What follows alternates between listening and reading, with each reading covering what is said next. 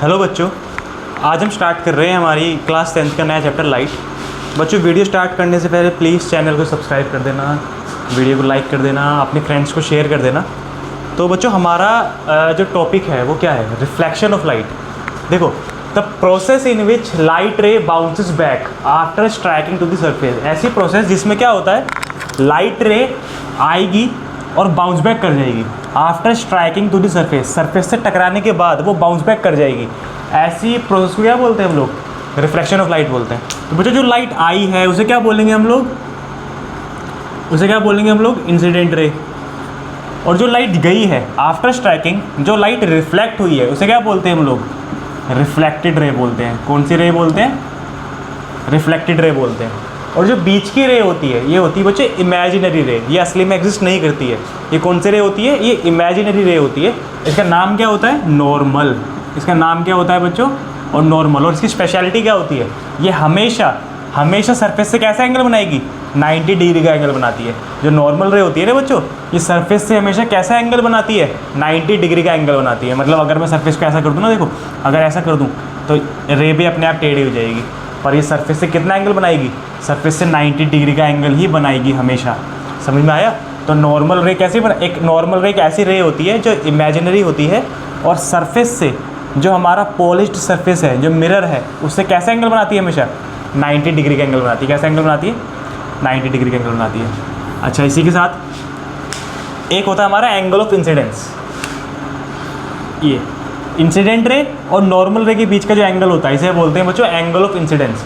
और नॉर्मल रे और रिफ्लेक्टेड रे के बीच का जो एंगल होता है बच्चों, उसे क्या बोलते हैं हम लोग? एंगल ऑफ रिफ्लेक्शन बोलते हैं। Angle I angle of incidence होता है, एंगल आर क्या होता है? एंगल ऑफ रिफ्लेक्शन होता है। अच्छा, बात करें अगर हम लॉज ऑफ रिफ्लेक्शन के बारे में, तो बच्चों इंसिडेंट रे, नॉर्मल रे और रिफ्लेक्टेड रे, हम पे 3 रेज होती हैं ना।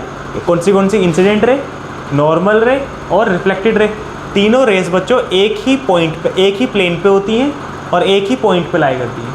इंसिडेंट रे, नॉर्मल रे और रिफ्लेक्टेड रे, तीनों रेज एक ही प्लेन पे होती हैं और एक ही पॉइंट पे लाई करती है। तो ये फर्स्ट लॉ होता है। Incident ray, reflected ray and normal ray all lie on the same plane and on the same point. आगे भी है and on the same point. अच्छा, एंगल आई, सेकेंड लॉ क्या बोलता है? एंगल आई हमेशा इक्वल होता है किसके? एंगल आर के। एंगल ऑफ इंसिडेंस हमेशा किसके इक्वल होता है? एंगल ऑफ रिफ्लेक्शन के इक्वल होता है। एंगल ऑफ इंसिडेंस हमेशा किसके इक्वल होता है बच्चों? एंगल ऑफ रिफ्लेक्शन के इक्वल होता है। ये दोनों एंगल्स क्या होते हैं? इक्वल होते हैं। जैसे कि मान लो मैं बोलूँ अगर एंगल ऑफ इंसिडेंस मेरा 30 डिग्री है तो एंगल ऑफ रिफ्लेक्शन भी कितना होगा? 30 डिग्री ही होगा। मतलब कि अगर रे 30 डिग्री से आ रही है तो रे बाउंस बैक भी कितने डिग्री से करेगी? 30 डिग्री से ही करेगी। तो ये होता है। तो बच्चों एक बार लिखो जरा इसको, फिर हम आगे चलते हैं। अब हम बात कर रहे हैं बच्चों स्फेरिकल मिरर के बारे में। अच्छा देखो बच्चों, ऐसे मिरर्स जो किसी स्फेयर से काटे गए हैं। अगर मान लो एक हमारे पास कांच का स्फेयर है, स्फेयर का मतलब फुटबॉल। अगर मान लो कोई मिरर जो है वो स्फेरिकल, मतलब अगर एक स्फेयर है और इससे हमने कोई मिरर काटा है, मतलब यहाँ से हमने इसको काट दिया तो ये वाला पार्ट बचेगा ना। तो जो कटेड पार्ट है इसे हम क्या बोलेंगे? स्फेरिकल मिरर बोलेंगे। क्या बोलेंगे बच्चों? Spherical mirror. ऐसा मिरर जो किसी स्फेयर से कट करा गया है उसे क्या बोलते हैं हम लोग? स्फेरिकल मिरर बोलते हैं। 2 टाइप के होते हैं बच्चों, एक होता है कॉनकेव मिरर और एक होता है कॉन्वेक्स मिरर। स्फेरिकल मिरर्स हमारे पास 2 टाइप के होते हैं, एक होता है कॉनकेव मिरर और एक कौन सा मिरर होता है बच्चों? एक होता है कॉन्वेक्स मिरर। अच्छा देखो, हमें पता है मिरर की एक साइड क्या होती है? पॉलिश्ड होती है। मिरर की एक साइड क्या होती है? पॉलिश्ड होती है और एक साइड कैसी होती है? रिफ्लेक्टिंग होती है। मतलब कि अगर हम सिंपल भाषा में बोलें कि एक तरफ से तो होता है कि जहाँ से हमें इमेज दिखती है और जहाँ से हम अपनी फ़ोटो देख सकते हैं, अपनी इमेज देख सकते हैं, और एक उसकी बैक साइड होती है जहाँ पे पेंट होता है, जहाँ पे पॉलिश होती है। तो मिरर की एक साइड तो होती है पॉलिश्ड और एक होती है रिफ्लेक्टिंग। तो देखो, अगर हमने आउटवर्ड सरफेस, बाहर का जो सरफेस है, अगर उसको पॉलिश किया हुआ है तो उस टाइम पे उस मिरर को क्या बोलते हैं? कॉनकेव मिरर बोलते हैं। मतलब जैसे चम्मच है, चम्मच अगर उल्टी है तो ऐसे बाहर को निकली होती है ना। तो अगर बाहर वाला सरफेस हमने पॉलिश कर रखा है तो ये कौन सा सरफेस कहलाएगा? कौन सा मिरर कहलाएगा? Concave mirror. और अगर हमने अंदर वाले को पॉलिश किया है, जैसे अंदर वाला जो है ये चम्मच का, तो अगर ये अंदर वाले सरफेस को अगर हमने पॉलिश किया है तो ये कौन सा मिरर कहलाएगा? तो ये कॉन्वेक्स मिरर कहलाएगा। तो ये कौन सा मिरर होता है बच्चों? तो फिर उस केस में क्या बोलते हैं? इसको हम कॉन्वेक्स मिरर बोलते हैं। अच्छा, अब आगे बात करते हैं। तो देखो बच्चों, किसी भी मिरर का, चाहे कॉनकेव हो चाहे कॉन्वेक्स हो, जो मिडल मोस्ट पॉइंट होता है, जो मिडल मोस्ट पॉइंट होता है उस पॉइंट को क्या बोलते हैं? हम पोल बोलते हैं। क्या बोलते हैं? पोल। उस पॉइंट को क्या बोलते हैं? पोल बोलते हैं। किसी भी मिरर का, चाहे कॉनकेव हो चाहे कॉन्वेक्स हो, जो मिडल मोस्ट पॉइंट होता है उसे क्या बोलते हैं? पोल। क्या बोलते हैं? पोल। अच्छा, एक लाइन जो पोल से पास हो रही है, एक इमेजिनरी लाइन जो इस पोल से पास होती है, उस लाइन को क्या बोला जाता है? Principal axis. क्या बोला जाता है? Principal axis. एक ऐसी लाइन, एक ऐसी इमेजिनरी लाइन जो इस पोल से पास हो रही है, उस लाइन को क्या बोला जाता है? Principal axis. अब चाहे वो कॉनकेव मिरर हो चाहे कॉन्वेक्स मिरर हो, तो कॉन्वेक्स के अंदर भी यही होता है सेम। तो एक इमेजिनरी लाइन जो पोल से पास हो रही है, उस लाइन को क्या बोलेंगे हम लोग? प्रिंसिपल एक्सिस बोलेंगे। क्या बोलेंगे बच्चों? प्रिंसिपल एक्सिस बोलेंगे। अच्छा, देखो बच्चों, ये दोनों स्फेरिकल मिरर्स हैं, इनको हमने किसी स्फेयर से काटा है, तो इस स्फेयर का कोई सेंटर होगा, इस स्फेयर का कोई सेंटर होगा। तो इस सेंटर पॉइंट को हम मिरर में कैसे दिखाते हैं कि मान लो इस पॉइंट पर अगर मैं कंपास रखूँ तो पूरा स्फेयर बन जाएगा, है ना। तो ये जो सेंटर मोस्ट पॉइंट होता है, इसे हम क्या बोलते हैं? सेंटर ऑफ कर्वेचर बोलते हैं।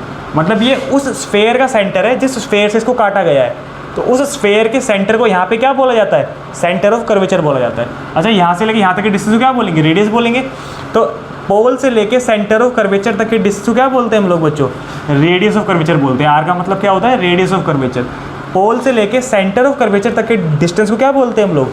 रेडियस ऑफ कर्वेचर बोलते हैं। अब ऐसे कॉन्वेक्स के अंदर बात करते हैं, तो कॉन्वेक्स के अंदर बच्चों स्फेयर पूरा कैसे बनेगा? ऐसे बनेगा ना। तो सेंटर भी ऑब्वियसली कहाँ पे होगा? सेंटर भी इसको ऑब्वियसली यहाँ पे होगा। तो ये हो गया सेंटर ऑफ कर्वेचर। और पोल से लेके सेंटर ऑफ कर्वेचर तक के डिस्टेंस को क्या बोलेंगे हम लोग? रेडियस ऑफ कर्वेचर बोलेंगे। क्या बोलेंगे? Radius of the curvature. अच्छा, आगे बात करते हैं। अब बात करते हैं नई पॉइंट की, फोकस। क्या फोकस? देखो, अगर एक ऐसा पॉइंट है जहाँ पे सारी पैरेलल रेस क्या कर रही है? मीट कर रही हैं। सारी पैरेलल रेस प्रिंसिपल एक्सिस के, देखो ये प्रिंसिपल एक्सिस है हमारी, और जितनी भी रेस इस प्रिंसिपल एक्सिस के पैरेलल आ रही हैं, सारी after striking to the mirror क्या कर जाती हैं? एक ही पॉइंट पे आ जाती हैं बच्चों, एक ही पॉइंट पे आ जाती हैं। सारी parallel rays after striking to the mirror एक ही पॉइंट पे क्या कर जाती हैं? कन्वर्ट्स कर जाती हैं। और जिस पॉइंट पे कन्वर्ट्स करती हैं उस पॉइंट को क्या बोलते हैं बच्चों हम लोग? फोकस बोलते हैं। क्या बोलते हैं? फोकस। सारी की सारी parallel rays after striking to the mirror एक ही पॉइंट पे कन्वर्ट्स करती हैं, एक ही पॉइंट पे इकट्ठी हो जाती हैं, एक ही पॉइंट पे फोकस हो जाती हैं, और इसीलिए इस पॉइंट का नाम क्या है? फोकस। इस पॉइंट का नाम क्या है? फोकस। और बच्चों क्या होता है? ये जो फोकस है ये कहाँ पे होता है? सेंटर ऑफ कर्वेचर के एग्जैक्टली हाफ पे होता है। जैसे कि मान लो अगर हमारा सेंटर ऑफ कर्वेचर 30 है, तो 30 सेंटीमीटर पे है, तो एग्जैक्टली 15 सेंटीमीटर पे क्या होगा? हमारा फोकस होगा। एग्जैक्टली 15 सेंटीमीटर पे कौन सा पॉइंट होगा? फोकस। ऐसे ही अगर सेंटर ऑफ कर्वेचर हमारा 30 सेंटीमीटर पे है, तो एग्जैक्टली 15 सेंटीमीटर पे क्या होगा? फोकस होगा। मतलब सेंटर ऑफ कर्वेचर के एग्जैक्टली आधे पे होता है ये पॉइंट। और इस पॉइंट की इंपॉर्टेंस क्या है कि जितने पैरेलल रेज होती हैं सभी की सभी इसी पॉइंट पे आके कन्वर्ट कर जाती हैं। समझ में आया? अच्छा, तो जैसे कि पोल से लेके सेंटर ऑफ कर्वेचर तक का डिस्टेंस था, उसे क्या बोला था हमने? रेडियस ऑफ कर्वेचर बोला था। ऐसे ही पोल से लेके फोकस तक का डिस्टेंस जो है उसे क्या बोलते हैं? फोकल लेंथ बोलते हैं। क्या बोलते हैं? Focal length. कि पोल से लेके फोकस तक के डिस्टेंस को क्या बोलते हैं बच्चों हम लोग? फोकल लेंथ बोलते हैं। पोल से लेके फोकस तक के डिस्टेंस को क्या बोलते हैं? फोकल लेंथ बोलते हैं। और हमेशा फोकल लेंथ क्या होती है? अगर रेडियस ऑफ कर्वेचर यहाँ तक का डिस्टेंस है, फोकल लेंथ उसका आधा है, तो हमेशा फोकल लेंथ क्या होती है? रेडियस ऑफ कर्वेचर की हाफ होती है। फोकल लेंथ हमेशा क्या होती है? रेडियस ऑफ कर्वेचर की हाफ होती है। तो कई बार क्वेश्चन क्या करता है? आपको दे देता है रेडियस ऑफ कर्वेचर और आपको जरूरत होती है फोकस की, तो हम क्या करेंगे बच्चों? रेडियस ऑफ कर्वेचर को आधे से डिवाइड कर देंगे, हाफ से 2 से डिवाइड कर देंगे, तो हम पे क्या आ जाती है? हमारे पास आ जाती है फोकल लेंथ। अब हम आगे बात करने वाले हैं rules for the image formation के बारे में। एक बार इसको लिख लो, फिर आगे बात करते हैं। अब हम बात कर रहे हैं बच्चों rules for the image formation के बारे में। जैसे कि बच्चों हमने ना इस चैप्टर में रे डायग्राम पढ़ने, बच्चों को बहुत अजीब लगते हैं वो रे डायग्राम्स, पर अगर आपको ये 4 रूल्स आ गए रे डायग्राम बनाने के तो आपको काफ़ी ईजी लगेगा। तो एक बार देखो बच्चों, अगर हमारे पास कोई कॉनकेव मिरर है, मतलब कोई भी मिरर हो, अगर कोई लाइन पैरेलल आ रही है प्रिंसिपल एक्सिस के, अगर कोई लाइन पैरेलल आ रही है किसके? प्रिंसिपल एक्सिस के, तो रूल क्या कहता है कि वो मिरर से स्ट्राइक करके कहाँ आ जाएगी बच्चों? फोकस पे आएगी। अभी बताया था कि जितनी भी रेस पैरेलल आती हैं वो मिरर से टकरा के कहाँ पे आ जाती हैं? फोकस पे आ जाती हैं। मतलब आफ्टर स्ट्राइकिंग द मिरर वो रेस कहाँ आती है? फोकस पे आती है। रूल नंबर 1 है। अच्छा, अगर कॉन्वेक्स में होगा तो देखो कोई रे पैरेलल आ रही है तो रूल क्या बोलता है? वो जाएगी कहाँ पे? फोकस पे। पर यहाँ पे तो हमने पॉलिश करी हुई है, फोकस तो उस साइड पे है, तो असली में तो जा नहीं पाएगी फोकस पे, तो ये फोकस पे जाएगी वर्चुअली। तो नकली में ये रे फोकस पे जाएगी, तो असली वाली कहाँ जाएगी? असली वाली एग्जैक्टली इसके पीछे चली जाएगी, इस तरफ से। समझ में आया? तो अगर कोई भी रे अगर पैरेलल ही आ रही है तो वो कहाँ जाती है, फोकस पे जाती है। और अगर वो नहीं जा पाती है तो वो वर्चुअली जाती है, असली वाली फिर एग्जैक्टली उसके स्ट्रेट निकलती है बैक साइड पे। समझ में आया। तो ये है हमारा पहला रूल कि कोई भी रे अगर पैरेलल आएगी तो कहाँ से जाएगी, फोकस से जाएगी। सेकेंड रूल क्या है इसका उल्टा, कि अगर कोई भी रे फोकस से आ रही है, अगर कोई भी रे फोकस से पास हो रही है तो ऑटोमेटिकली वो क्या हो जाती है, आफ्टर स्ट्राइकिंग द मिरर वो रे अपने आप ही क्या हो जाती है, पैरेलल हो जाती है। अगर कोई रे फोकस से पास हो रही है तो ऑटोमेटिकली वो क्या हो जाती है, पैरेलल हो जाती है। तो ऐसे यहाँ पे तो अगर कोई रे फोकस की तरफ आ रही है, देखो इसमें फोकस से पास नहीं हो सकती हो क्योंकि यहाँ पे पॉलिश कर रखी है। तो अगर कोई रे फोकस की तरफ आ रही है, देखो अगर ये ना होता तो सीधा फोकस जाती है। तो अगर कोई रे फोकस की तरफ आ रही है तो आफ्टर स्ट्राइकिंग ये ऑटोमेटिकली क्या हो जाएगी, पैरेलल हो जाएगी रे। तो ये रूल नंबर 2 है। तो मतलब कोई भी रे अगर फोकस पे आ रही है या फोकस की तरफ आ रही है तो मिरर से टकरा के वो क्या हो जाती है बच्चों, पैरेलल हो जाती है। अच्छा अगले क्या है कि अगर कोई, देखो ये वाला सी पॉइंट क्या होता था, सी पॉइंट होता था सेंटर ऑफ कर्वेचर। अगर कोई रे सेंटर ऑफ कर्वेचर से पास हो रही है तो आफ्टर स्ट्राइकिंग द मिरर वो रे वापसी क्या आ जाएगी, उसी डायरेक्शन में आ जाएगी। अगर कोई रे सेंटर ऑफ कर्वेचर से पास हो रही है तो मिरर से स्ट्राइक करने के बाद, टकराने के बाद वो क्या आ जाएगी, सेम पाथ पे वापसी आ जाएगी। अपना पाथ चेंज नहीं करती है, जिस पाथ पे जाती है उसी पाथ पे वापसी आ जाती है। कौन सी रे, जो रे सेंटर ऑफ कर्वेचर से पास हो रही है। अच्छा यहाँ पे बात करें हम, तो अगर कोई रे सेंटर ऑफ कर्वेचर की तरफ आ रही है, अगर कोई रे सेंटर ऑफ कर्वेचर की तरफ आ रही है, देखो ना अगर मिरर ना आता तो कहाँ पे आती है, सेंटर ऑफ कर्वेचर तक आ जाती। तो जो रे सेंटर ऑफ कर्वेचर की तरफ आती है वो भी क्या करती है, सेम डायरेक्शन में वापसी चली जाती है। मिरर से स्ट्राइक करने के बाद सेम डायरेक्शन में वापसी चली जाती है। तो कोई भी रे अगर सेंटर ऑफ कर्वेचर के थ्रू पास कर रही है या उसकी तरफ आ रही है तो वो अपना पाथ चेंज नहीं करती, वो जिस पाथ से आई है उसी पाथ से वापसी चली जाती है बच्चों। अच्छा लास्ट क्या रूल कहता है, ये क्या कहता है कि अगर कोई रे पोल पे आई है, अगर कोई रे पोल पे इंसिडेंट हुई है और मान लो उसने एंगल बनाया एंगल आई, तो वो एंगल आर के साथ सेम एंगल के साथ क्या कर जाएगी, बाउंस बैक कर जाएगी। अगर कोई रे पोल पे इंसिडेंट हो रही है तो वो रिफ्लेक्ट कर जाएगी, बाउंस बैक कर जाएगी विद द सेम एंगल। तो एंगल आई और एंगल आर हमेशा क्या होता है, इक्वल होता है।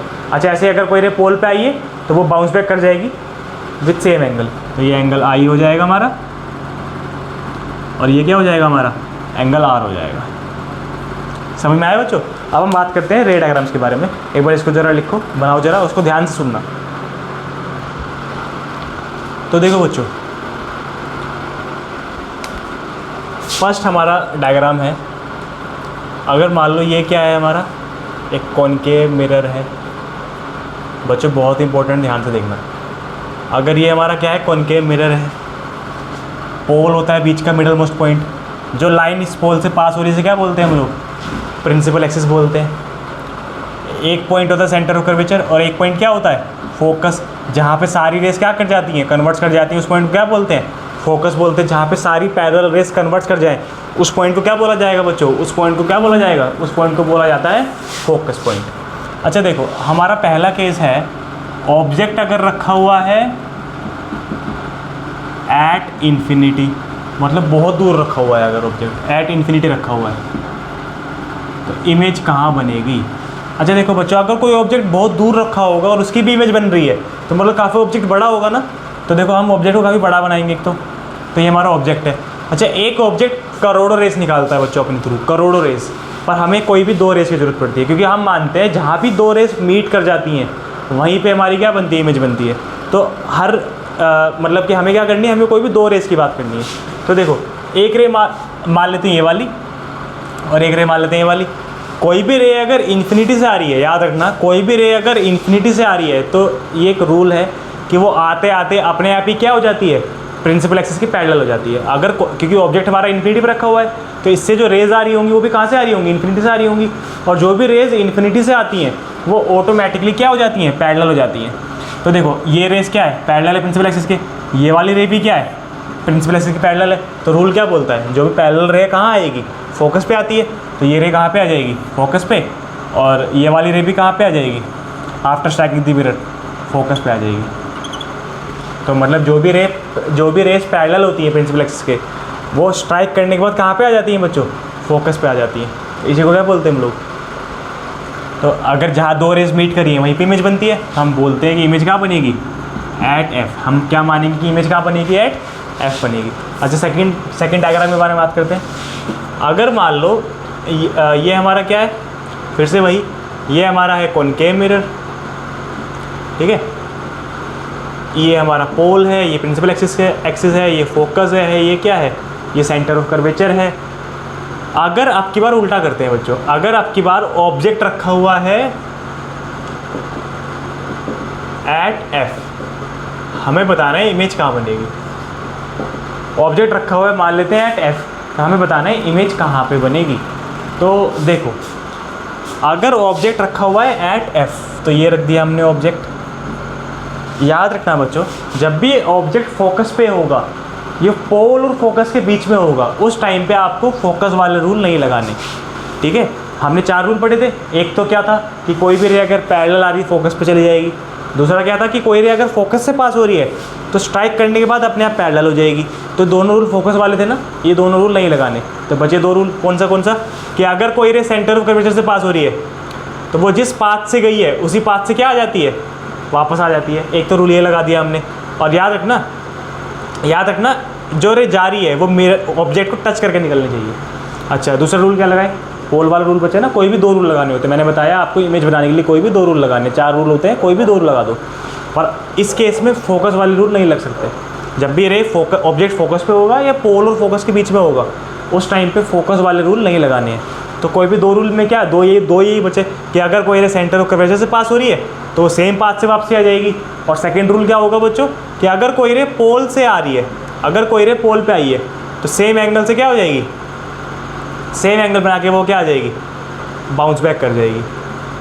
तो अब एक बात देखो, ये जो रेज है ये लगभग पैरेलल है, तो मतलब बहुत स्लोली एक दूसरे के पास आ रही है, तो कहीं बहुत दूर जाके मीट करेंगी ये रेज कहीं बहुत दूर जाके मीट करेंगी। और मैंने आपको बताया हुआ है कि जहाँ भी 2 रेज मीट करती हैं इमेज वहीं पे बनती है, जहाँ भी 2 रेज मीट करती हैं इमेज वहीं पे बनती है। तो हमारा जो इमेज हो जाएगी कहाँ बनेगी, 2 रेज मीट कहाँ पे करेंगी, एट इन्फिनिटी, तो इमेज भी कहाँ पे बनेगी, एट इन्फिनिटी। तो एक बात क्या देखी हमने कि अगर ऑब्जेक्ट रखा हुआ है इन्फिनिटी पे तो इमेज बन रही है फोकस पे, और अगर ऑब्जेक्ट रखा हुआ है फोकस पे तो इमेज कहाँ बनती है, इन्फिनिटी पे। ठीक है बच्चों, तो ये बात ज़रा नोट करना। अब इन दोनों डायग्राम के बनाओ, प्रैक्टिस करो, और हम अगली बात करते हैं।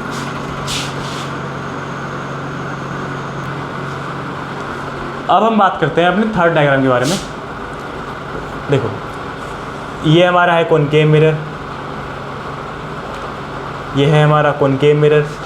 एक रे है जो पोल पे है, यहाँ पे रखा हुआ है फोकस, ये है सेंटर ऑफ कर्वेचर। हम मान लेते हैं बच्चों कि अब की बार जो ऑब्जेक्ट रखा हुआ है कहाँ पे रखा हुआ है, between F and C. Object रखा हुआ है बिटवीन एफ एंड सी। तो मान लीजिए ये रहा ऑब्जेक्ट कहाँ रख दिया हमने, बिटवीन एफ एंड सी रख दिया। तो देखो, ये वाले डायग्राम्स काफ़ी ईजी होते हैं। सिंपल क्या करना है, आप पे 4 रूल है, कोई भी 2 लगाओ। पर जनरली हम लोग क्या रिकमेंड करते हैं कि फोकस वाले रूल लगाओ। फोकस वाला क्योंकि आसान है ना, कि एक रे आ रही है, एक ऑब्जेक्ट से मैंने बताया करोड़ रेस निकलती हैं, तो आपको कोई भी 2 रेस ले लेनी है और कोई भी 2 रूल लगा देने हैं। तो पहला रूल तो क्या लगा देंगे हम लोग कि कोई भी रे अगर पैरेलल आ रही है तो मिरर से टकरा के क्या हो जाएगी, फोकस से पास हो जाएगी। पहला रूल लग गया। दूसरा क्या कि अगर कोई रे फोकस से आ रही है तो अपने आप ही क्या हो जाएगी बच्चों, पैरेलल हो जाएगी। ये लगा दो। आपको ये नहीं लगाना, आपकी कुछ और मर्जी है तो ये लगा दो कि सेंटर ऑफ कर्वेचर जो पास हो रही है वापसी यहीं पे आ जाएगी। कुछ और लगाना है तो जो रे पोल से आ रही है वो पोल से वापसी आ जाएगी। पर वो एग्जैक्टली इमेज बच्चों सेम जगह बनेगी, आप बना के देख सकते हैं। तो हम कोई भी 2 रूल लगाएंगे, हम दोनों फोकस वाला लगा देंगे कि एक रे तो क्या आ रही है, हमारी मर्जी क्या है, हम दोनों फोकस वाला रूल लगा रहे हैं। तो एक रे अगर पैरेलल आ रही है तो ऑटोमेटिकली वो आफ्टर स्ट्राइकिंग कहाँ पे आ जाएगी, फोकस पे आ जाएगी। और दूसरा क्या है कि अगर कोई रे फोकस से पास हो रही है, अगर कोई रे क्या कहाँ से पास हो रही है, फोकस से पास हो रही है। सेंटर के बच्चे थोड़ा सा किधर बनेगा, अगर कोई रे फोकस से पास हो रही है तो वो मिरर से टकराने के बाद क्या हो जाएगी, अपने आप ही पैरेलल हो जाएगी। तो देखो बच्चों, ऑब्जेक्ट कहाँ पे रखा हुआ है, बिटवीन एफ एंड सी रखा हुआ है। एक रे तो कहाँ आई, पैरेलल थी, फोकस से पास हो गई। और दूसरी रे क्या है, फोकस से पास हुई तो टकराने के बाद अपने आप क्या हो जाएगी, पैरेलल। उल्टा होता है ना कि अगर कोई रे पैरेलल आ रही है तो फोकस से पास हो जाती है, और अगर कोई रे फोकस से पास हो रही है तो अपने आप क्या हो जाती है, पैरेलल हो जाती है। तो मैंने दोनों लगा दिए। एक तो आ गया पैरेलल पास हो रही, पैरेलल आ रही थी, फोकस से पास हो गई।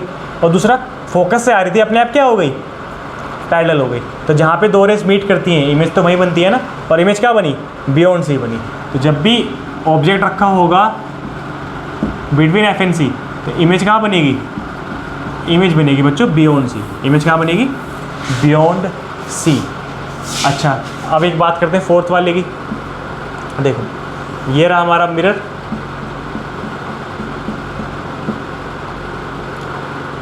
ये रही हमारी पोल, ये रहा फोकस, ये रहा सेंटर ऑफ कर्वेचर। अब उल्टा करते हैं, ऑब्जेक्ट कर देते हैं बियॉन्ड सी। ऑब्जेक्ट कहाँ पे रख देते हैं? बियॉन्ड सी रख देते हैं। ऑब्जेक्ट कहाँ रखा हुआ है? ऑब्जेक्ट रख दिया हमने बियॉन्ड सी। तो इमेज कहाँ बनेगी? देखो कोई भी रे अगर पैरेलल आ रही है, वही रूल लगाएंगे, वही घिसा बेटा अपना। कोई भी रे अगर पैरेलल आ रही है कहाँ जाएगी? फोकस से पास हो जाएगी। और कोई भी रे अगर फोकस से पास हो रही है, अगर कोई भी रे फोकस से पास हो रही है तो मिरर से टकराने के बाद क्या हो जाएगी? पैरेलल हो जाएगी ना। कोई भी रे अगर फोकस से पास होती है तो मिरर से टकरा के क्या हो जाती है? वो पैरेलल हो जाती है। तो क्या हो जाएगी? पैरेलल हो जाएगी। तो कहाँ पे दो रेस मीट करी? दो रेस इस पॉइंट पे मीट करी ना, तो जो इमेज है वो भी कहाँ बनेगी? इसी पॉइंट पे बनेगी। समझ में आया? तो जहाँ पे दो रेस मीट करती है इमेज वहीं बनती है। तो इमेज कहाँ बन गई? बिटवीन एफ एंड सी। तो याद रखना, अगर ऑब्जेक्ट रखा हुआ है बियॉन्ड सी, अगर ऑब्जेक्ट रखा हुआ है बिटवीन सी एंड एफ, तो इमेज बनेगी बियॉन्ड सी। अगर ऑब्जेक्ट रखा हुआ है बिटवीन एफ एंड सी, तो इमेज बनेगी बियॉन्ड सी। और अगर ऑब्जेक्ट रखा हुआ है बियॉन्ड सी, तो इमेज बनेगी बिटवीन एफ एंड सी। उल्टा होता है दोबारा से। समझ में आया? एक बार बनाओ जरा इन दोनों को, फिर आगे बात करते हैं। अब हम बात करते हैं बच्चों फिफ्थ वाले के बारे में। ये रहा mirror,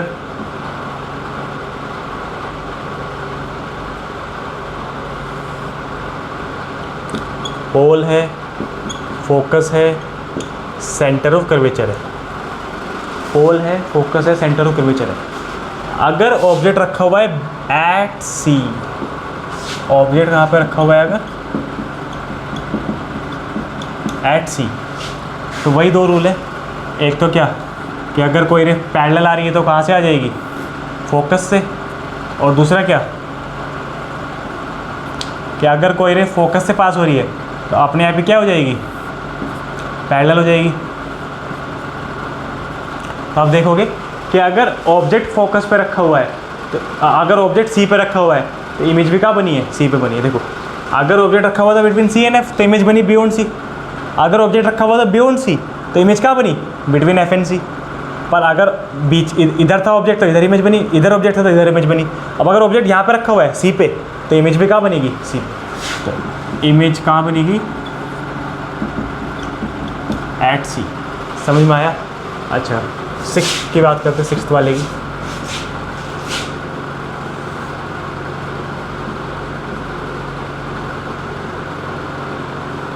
pole, focus, centre of curvature. सबसे इंपॉर्टेंट बच्चों यही वाला है। अगर ऑब्जेक्ट रखा हुआ है हमारा पोल और फोकस के बीच में, अगर ऑब्जेक्ट रखा हुआ है पोल और फोकस के बीच में, अगर ऑब्जेक्ट रखा हुआ है हमारा, ऑब्जेक्ट रखा हुआ है बिटवीन फोकस एंड पोल, तो इमेज कहाँ बनेगी? एक रूल मैंने बताया था ना अभी कि अगर फोकस पे रखा है या फोकस के आगे रखा है, पोल और फोकस के बीच में रखा हुआ है, तो उस केस में हम फोकस वाला कोई भी रूल नहीं लगाते। तो हम पे बच्चे में दो रूल और भी हैं। एक तो सेंटर ऑफ कर्वेचर वाला कि कोई भी रे अगर सेंटर ऑफ कर्वेचर से पास हो रही है तो जिस डायरेक्शन में गया है उसी में वापसी आ जाएगी। और दूसरा कि अगर कोई रे पोल पे आती है तो जिस एंगल से आई है उसी एंगल से वापसी आ जाती है। पर आप देखो जैसे जैसे मैं आगे आऊँगा वैसे वैसे ये रेस क्या आ रही है? दूर आ रही है। तो मीट तो कभी करेंगी नहीं है कि जितना आगे आएंगी उतना दूर जाएंगी, तो मीट तो करेंगी नहीं। तो मीट कहाँ पे करेंगी? मीट करेंगी बैक साइड में। तो हम इनको कहाँ पे मीट करेंगे? हम इनको बैक साइड में मीट करेंगे। तो आपकी बार देखो जो रेज है वो असली में मीट नहीं करी, वो रेज वर्चुअली मीट करी। तो इस टाइम पे जो इमेज बनी वो क्या बनी? वर्चुअल बनी। तो ये इस इमेज को, इस टाइप की इमेज को क्या बोलते हैं बच्चों? वर्चुअल इमेज बोलते हैं। और याद रखना जब भी इमेज वर्चुअल होती है तो हमेशा वो क्या होती है? इरेक्ट होती है। इरेक्ट का मतलब क्या होता है? सीधी इमेज। ठीक है। और जब भी इमेज रियल होती है, मतलब रियल रेज मीट करती हैं, तो उस टाइम पे इमेज क्या है? रियल है। और हमेशा वो क्या होती है? इन्वर्टेड होती है। ये भी हम बात करेंगे, नेचर पढ़ेंगे जब हम लोग। पर याद रखना, तो ये कैसी इमेज बनी है? कॉनकेव के अंदर सिर्फ एक ही केस में वर्चुअल इमेज बनती है, नकली इमेज बनती है। कौन से केस में? सिक्स्थ केस में, जब ऑब्जेक्ट कहाँ पे रखा होता है? एफ एंड पी के बीच में रखा होता है। तो इमेज क्या बनेगी? बिहाइंड पोल। समझ में आया? तो आपको ये भी पता चला होगा कि वर्चुअल इमेज क्या होती है और रियल इमेज क्या होती है। ऐसी इमेज जो रियल रेस से मीट करके बनी है उसे क्या बोलते हैं? रियल इमेज बोलते हैं, और वो उल्टी होती है हमेशा, वो इन्वर्टेड होती है। और ऐसी रेस जो वर्चुअल रेस से बनी है, जो नकली रेस से मिलके जो इमेज बनी है, तो वो इमेज भी क्या होती है? नकली होती है, वर्चुअल होती है। और वो हमेशा कैसी होती है? इरेक्ट होती है। तो हमेशा याद रखना, जो इमेज वर्चुअल होगी वो डेफिनेटली इरेक्ट भी होगी, सीधी होगी। और जो इमेज रियल होगी वो डेफिनेटली क्या होगी? इन्वर्टेड भी होगी। समझ में आया बच्चों?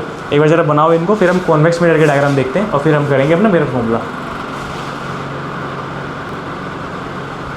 अच्छा बच्चों, अब हम बात कर रहे हैं रे diagram for convex mirror. Concave में 6 होते थे और कॉन्वेक्स में 2 ही होते हैं, कोई दिक्कत नहीं है। पहला क्या है कि अगर ऑब्जेक्ट कहाँ पे रखा हुआ है? At infinity. अगर ऑब्जेक्ट क्या पे कहाँ पे रखा हुआ है? At infinity. ये हमारा क्या है? कॉन्वेक्स मिरर है। इसको पॉलिश करना पड़ता है अंदर की साइड से, है ना? कॉन्वेक्स कौन सा होता है? जो अंदर से पॉलिश होता है। ये रही हमारी प्रिंसिपल एक्सिस, ये रहा हमारा फोकस, ये रही हमारा सेंटर ऑफ कर्वेचर। ऑब्जेक्ट कहाँ पे रखा हुआ है? ऑब्जेक्ट रखा हुआ है इन्फिनिटी पे। मैंने बताया था जब भी रेज इन्फिनिटी से आती हैं तो वो ऑटोमेटिकली क्या हो जाती हैं? पैरेलल हो जाती हैं। जब भी रेज इन्फिनिटी से आती हैं बच्चों तो वो ऑटोमेटिकली क्या हो जाती हैं? पैरेलल हो जाती हैं। तो अगर कोई रे इन्फिनिटी से आ रही है तो वो ऑटोमेटिकली क्या हो जाएगी? पैरेलल हो जाएगी। अच्छा, पैरेलल रेज कहाँ पे आती हैं? फोकस पे आती हैं, पर फोकस पे तो असली में आ नहीं पाएगी क्योंकि पॉलिश कर रखी है। तो कैसे आएगी? वर्चुअली आएगी। फोकस पे कैसे आएगी? फिर ये वर्चुअली आएगी। तो रियल रेज कहाँ चली जाएगी? रियल रेज सामने ऐसे बैक साइड में चली जाएगी। पर 2 रेज वर्चुअली मीट करी, पर कहाँ पे मीट करी? फोकस पे मीट करी ना, तो इमेज क्या बनेगी? At focus. तो ऑब्जेक्ट कहाँ पे रखा हुआ था बच्चों? ऑब्जेक्ट रखा हुआ था एट इन्फिनिटी, तो इमेज कहाँ पे बनी? इमेज बनी एट फोकस। समझ में आया? अच्छा, आगे अगले वाले केस की बात करते हैं, last case of the convex mirror, कि अगर ऑब्जेक्ट रखा होता है इन्फिनिटी और पोल के बीच में, मतलब इन्फिनिटी तो बहुत दूर हो गया, इससे थोड़ा अगर हम पास कर दें, ये हमारा पोल होता है, इससे थोड़ा अगर हम पास कर दें तो हम क्या बोलेंगे उसको? इन्फिनिटी और पोल, क्योंकि इधर कुछ और है, डाटा तो है ही नहीं, ना फोकस है ना सेंटर कर्वेचर है, कुछ भी नहीं है, तो डाटा क्या ही देंगे हम लोग? हम बोलेंगे इन्फिनिटी से थोड़ा पास कर दिया हमने। तो इन्फिनिटी और पोल के कहीं बीच में रखा हुआ है ऑब्जेक्ट। तो ये हमारा फोकस है, ये हमारा सेंटर ऑफ कर्वेचर है। तो क्या बनेगा डायग्राम बच्चों? देखो क्या होगा कि एक तो रे पास हो जाएगी, अब पैरेलली जो आएगी वो कहाँ से पास हो जाएगी? फोकस से, और रियल वाली बैक साइड में निकल जाएगी। और दूसरा क्या डायग्राम लगाए? दूसरा लगा देते हैं कि अगर कोई रे सेंटर ऑफ कर्वेचर की तरफ आ रही है तो जिस डायरेक्शन में आई उसी में वापसी चली जाएगी। पर रे कहाँ मीट कर गई? ये रे यहाँ पे मीट कर गई ना, तो इमेज भी कहाँ बन जाएगी? यहीं पे, बिटवीन पोल एंड फोकस। तो हमारा अगर ऑब्जेक्ट रखा हुआ है बिटवीन इन्फिनिटी एंड पोल, तो इमेज कहाँ बन जाएगी? Between pole and focus. देखो पोल और फोकस के बीच में इमेज बनी है, छोटी सी इमेज बनी है, वर्चुअल इमेज बनी है। तो ये इमेज भी वर्चुअल है, नकली इमेज है, पर ये भी सीधी है ना। तो याद रखना, जो इमेज वर्चुअल होती है वो साथ में इरेक्ट भी होती है। समझ में आया? और कॉन्वेक्स मिरर हमेशा वर्चुअल और इरेक्ट इमेज बनाता है, हमेशा नकली इमेज बनाता है कॉन्वेक्स मिरर। तो याद रखना। अब हम बात करेंगे मिरर फॉर्मूला के बारे में। एक बार इसको लिख लो और बनाओ जल्दी जल्दी करो। अब हम बात करने वाले बच्चों इस चैप्टर के न्यूमेरिकल पार्ट के बारे में, मिरर फॉर्मूला या लेंस फॉर्मूला। पहले आप फोकस करना मिरर फॉर्मूला के ऊपर, वो आपको समझ में आ गया तो लेंस अभी मैंने आपको बताया नहीं क्या होते हैं, पर न्यूमेरिकली आप कर पाओगे सोल्व उसको, लेंस फॉर्मूला को या लेंस को। तो अभी एक बार देख लेते हैं मिरर फॉर्मूला। पहले देखो बच्चों, 1/v प्लस का 1/u इज़ इक्वल टू क्या होता है? 1/f। जैसे अगर मान लो हमारा ये मिरर है, ये अगर हमारा मिरर है, ये हमारा पोल है, मान लो ये हमारा ऑब्जेक्ट था और यहाँ पे कहीं हमारी इमेज बन गई। ये हमारा ऑब्जेक्ट है और यहाँ पे कहीं पे हमारी क्या बन गई बच्चों? इमेज बन गई। तो देखो, पोल से लेके ऑब्जेक्ट तक के डिस्टेंस को क्या बोलते हैं हम लोग?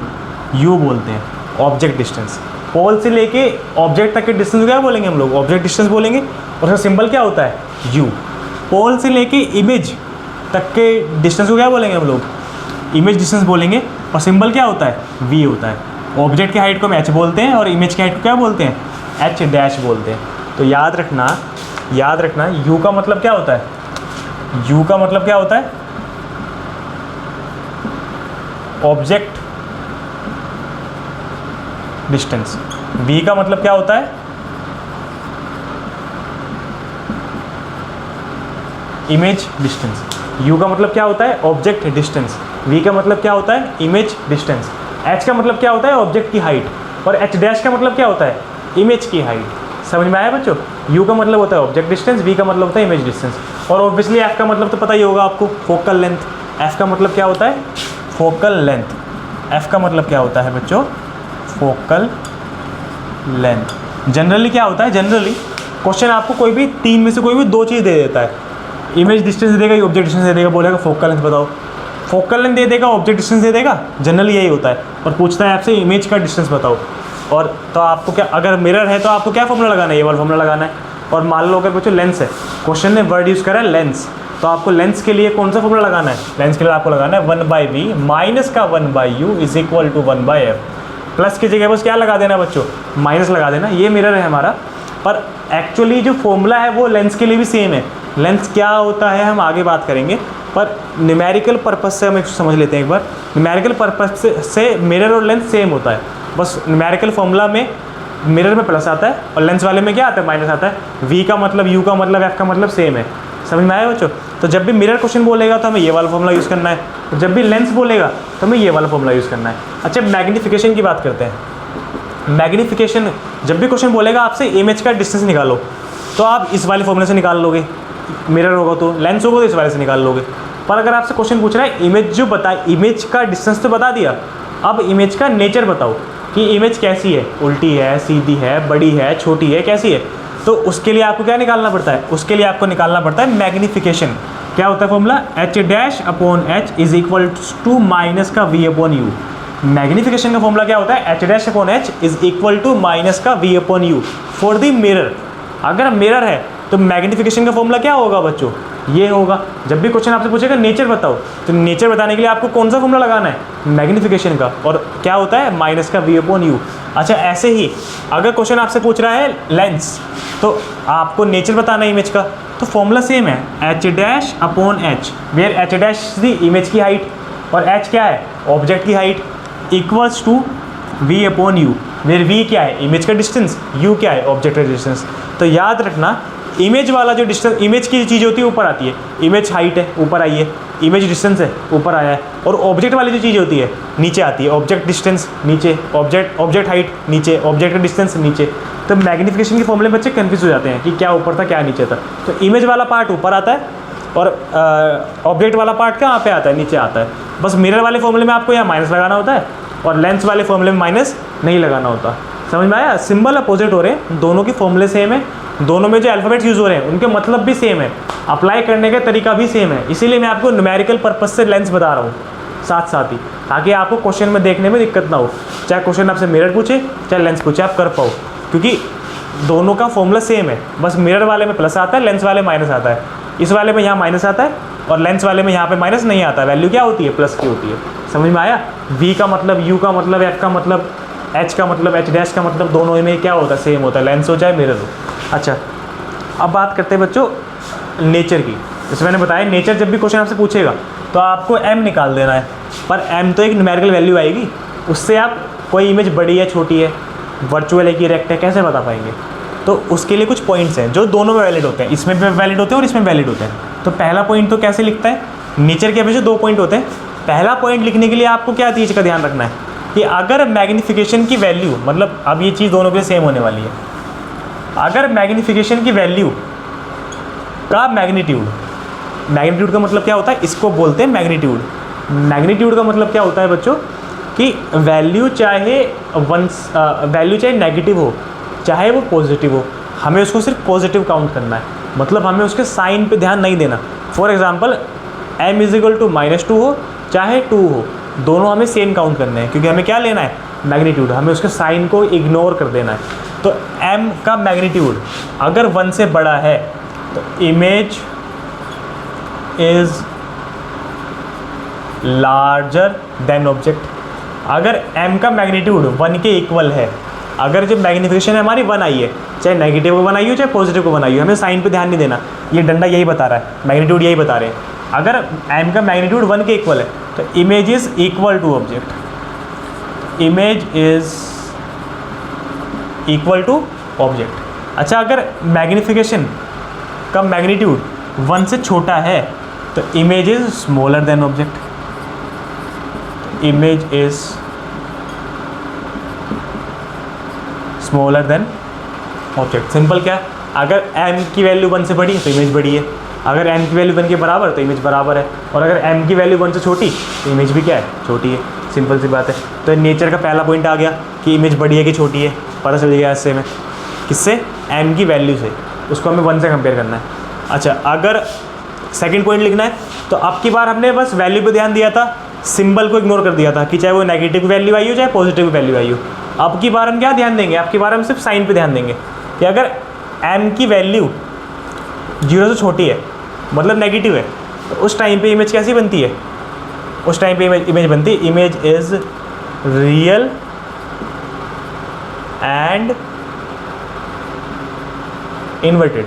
अगर m की वैल्यू 0 से छोटी है मतलब नेगेटिव है, तो उस टाइम पे जो इमेज होती है वो कैसी होती है, रियल और इन्वर्टेड होती है। क्योंकि देखो ना बच्चों, उल्टी इमेज है इसीलिए नेगेटिव है ना। तो अगर इमेज अगर m की वैल्यू नेगेटिव आई है तो नेगेटिव का मतलब क्या होता है, उल्टी है वो इमेज, तो मतलब कैसी होगी, नेगेटिव ही तो होगी। तो नेगेटिव के साथ साथ मतलब जो इमेज इन्वर्टेड होती है वो क्या होती है, रियल भी होती है। तो image is real and inverted. अच्छा, अगर इसका अपोजिट केस वाले कि अगर m की वैल्यू 0 से बड़ी है तो उस टाइम पे इमेज कैसी होगी, तो image is virtual and erect. तो उस केस में जो इमेज होगी वो क्या होगी बच्चों, वर्चुअल होगी, और साथ साथ में क्या होगी, इरेक्ट भी होगी, मतलब सीधी होगी और नकली होगी, मतलब नकली रेस से मिलकर बनेगी और वो सीधी होगी। जैसा मैं अभी ने रेड डायग्राम में पढ़ा था अभी आपको याद होगा, पीछे वीडियो पोस्ट करके देख लो अगर आपको कन्फ्यूजन है तो। समझ में आया। तो ये होते हैं बच्चों नेचर के पॉइंट्स। 2 पॉइंट लिखने होते हैं आपको कि इमेज बड़ी है कि छोटी है, एक पॉइंट तो ये बताता है, दूसरा पॉइंट क्या बताता है कि इमेज रियल है कि इन्वर्टेड है, या फिर रियल इन्वर्टेड है, या फिर वर्चुअल इरेक्ट है क्या, तो ये इसके बारे में बताता है। तो m की वैल्यू, आप जब भी आपसे क्वेश्चन नेचर पूछेगा आपको m की वैल्यू निकाल देनी है और उसको स्टडी करना है इन चीज़ों को ध्यान रखते हुए, तो आप नेचर बता पाएंगे। अच्छा, अब बात करते हैं बच्चों थोड़ा सा और डीप। क्या करना पड़ता है जब हम क्वेश्चन करते हैं, तो कभी कभी हमें v की वैल्यू को पॉजिटिव पुट करना है, कभी नेगेटिव पुट करना है, कभी u की वैल्यू को पॉजिटिव पुट करना पड़ता है, कभी नेगेटिव पुट करना पड़ता है। ऐसे कभी f की वैल्यू को कभी पॉजिटिव पुट करते हैं तो कभी नेगेटिव पुट करते हैं। सेम है हेयर, कभी पॉजिटिव कभी नेगेटिव, कभी पॉजिटिव कभी नेगेटिव, मतलब फॉर्मूला सेम रहेगा पर वैल्यूज़ जो पुट करी जा रही हैं कि f मान लो 30 सेंटीमीटर है, तो कभी कभी हम उसको -30 पुट करेंगे, कभी कभी हम उसको प्लस का 30 पुट करेंगे। तो कब हमें उसे -30 पुट करना है, कब हमें उसे प्लस का 30 पुट करना है, कैसे पता चलेगा। उसके लिए बच्चों रूल है सिंपल, उसको हम बोलते हैं साइन कन्वेंशन। उस रूल को क्या बोलते हैं, साइन कन्वेंशन। अगर आपने साइन कन्वेंशन सीख लिए तो उसके बाद कभी आप इस चीज़ में कंफ्यूज नहीं होने वाले कि v को कब नेगेटिव पुट करें कब पॉजिटिव पुट करें, कब u को नेगेटिव पुट करें कब पॉजिटिव पुट करें, कब f को नेगेटिव पुट करें कब पॉजिटिव पुट करें। हम अभी क्वेश्चन देखेंगे, पर अभी एक बार पहले देखो साइन कन्वेंशन। क्या देखो, साइन कन्वेंशन, ये भी दोनों में वैलिड होता है, इसमें वैलिड होएगा और इसमें वैलिड होएगा, सेम तरीके से वैलिड होएगा। तो साइन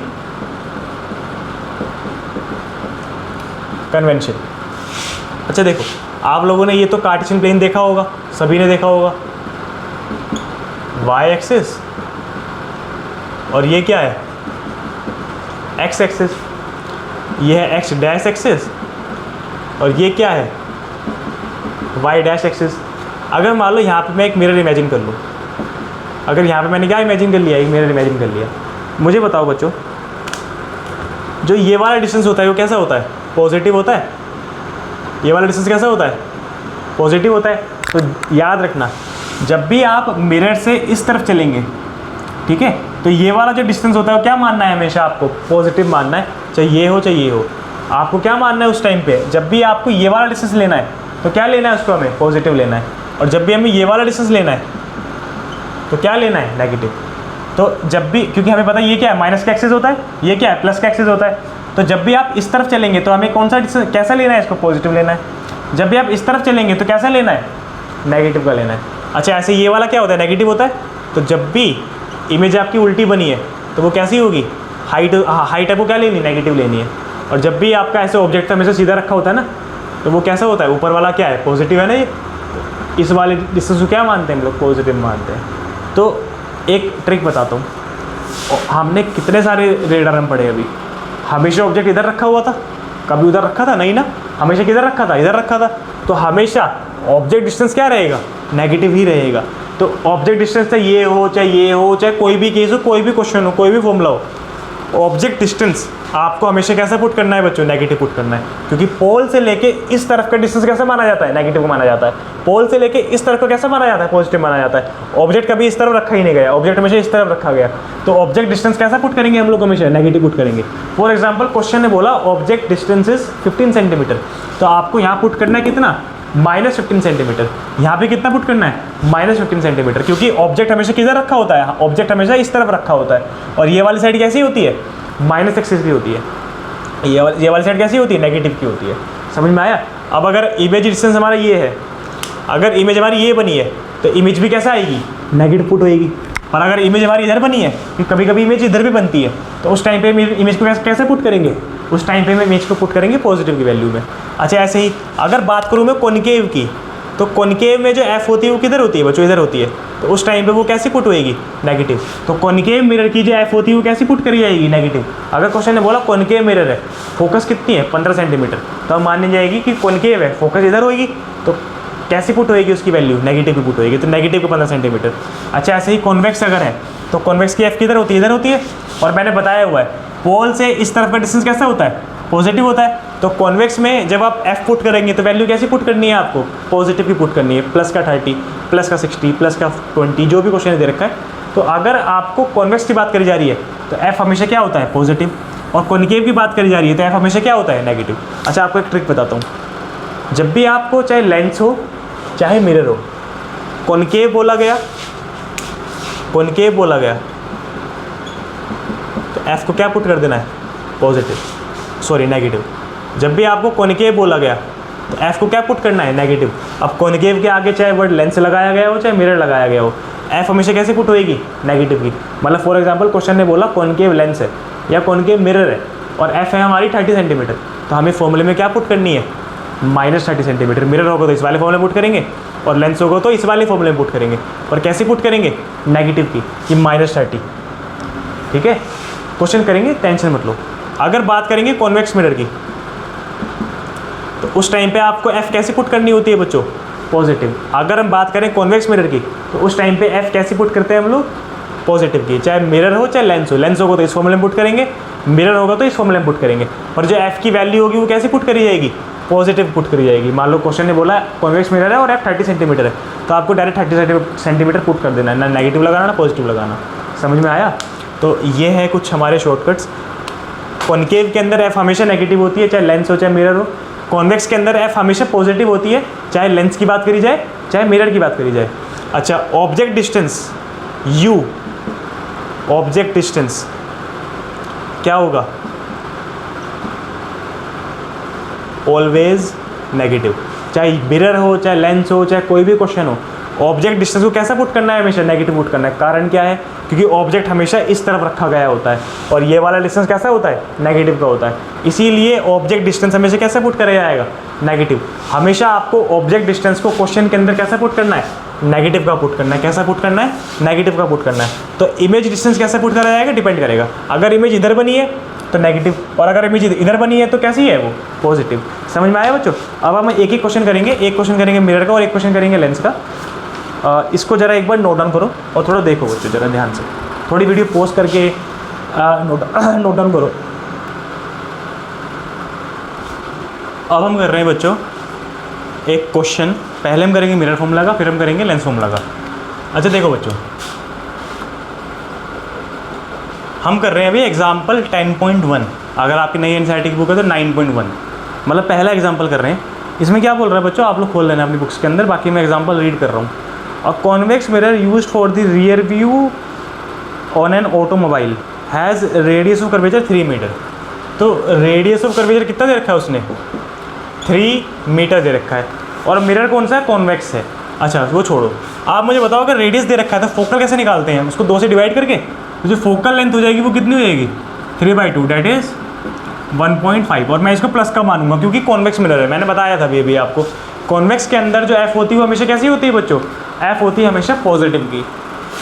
अच्छा ठीक है, आगे क्या बोल रखा है इसने, if bus is located at 5 metre from the mirror.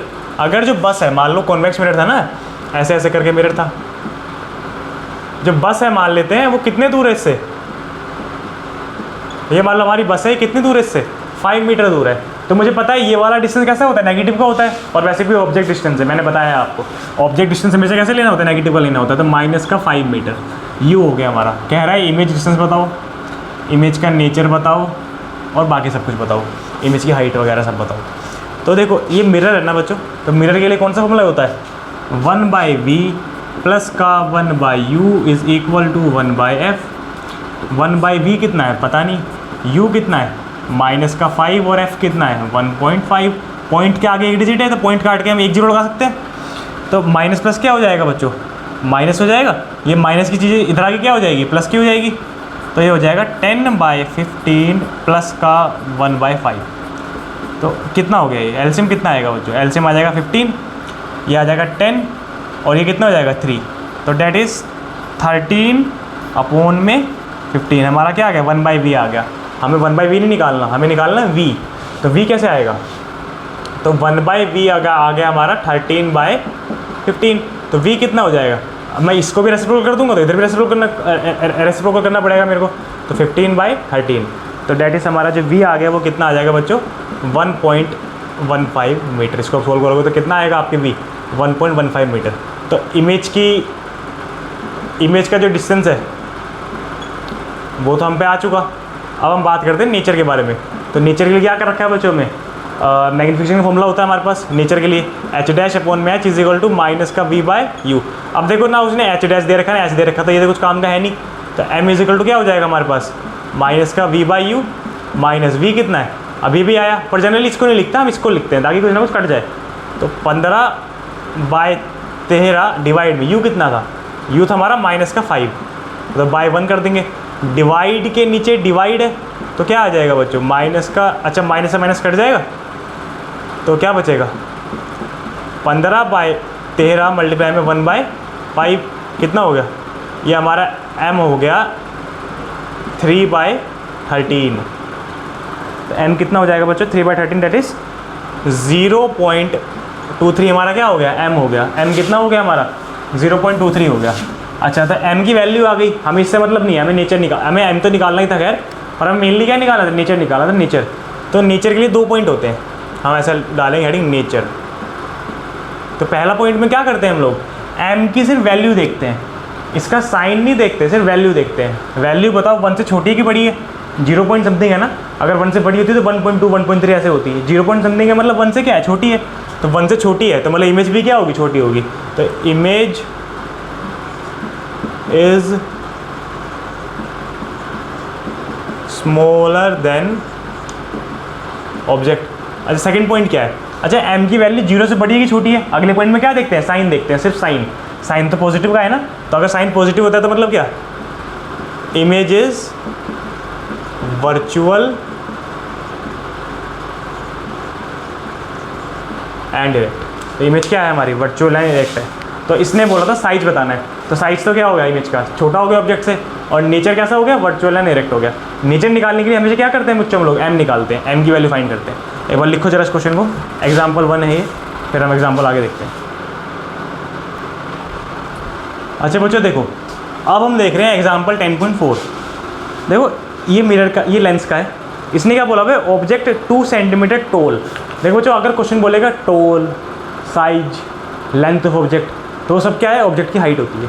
तो इसने बोला ऑब्जेक्ट 2 सेंटीमीटर टोल, तो h हमें दे रखा है इसने 2 सेंटीमीटर, और ऑब्जेक्ट में जैसे रखा होता है ना, तो ऊपर वाला डिस्टेंस कैसा होता है, पॉजिटिव होता है, इसलिए हमें ऑब्जेक्ट को कैसे लेना है, पॉजिटिव का लेना है, ऑब्जेक्ट डिस्टेंस, ऑब्जेक्ट हाइट को। अच्छा is placed perpendicular to the principal axis of a convex lens, convex lens of focal length 10 centimetre. एक कॉन्वेक्स लेंस है, इसकी फोकल लेंथ कितनी है, 10 है। मैंने बताया था आपको कॉन्वेक्स में चाहे लेंस हो चाहे मिरर हो, फोकस में से कैसी रहती है, पॉजिटिव की रहती है। अच्छा the distance of object from the lens is 15 centimetre. जो ऑब्जेक्ट डिस्टेंस है वो कितना है, 15 सेंटीमीटर है। और मैंने बताया था ऑब्जेक्ट डिस्टेंस हमेशा कैसे पुट करते हैं, नेगेटिव का पुट करते हैं। अच्छा find nature position size of the image. तो पोजीशन निकालनी है, नेचर निकालना है, और इमेज का साइज़ निकालना है। अगर ऑब्जेक्ट का साइज़ दे रखा होता है तो हम इमेज का साइज़ बड़े आराम से निकाल सकते हैं। तो h डैश निकालना है। अच्छा ठीक है बच्चों, तो ये बताओ हमें क्या दे रखा है, लेंस दे रखा है ना, तो लेंस फॉर्मूला लगाएंगे 1/v माइनस का 1/u is equals to 1/f।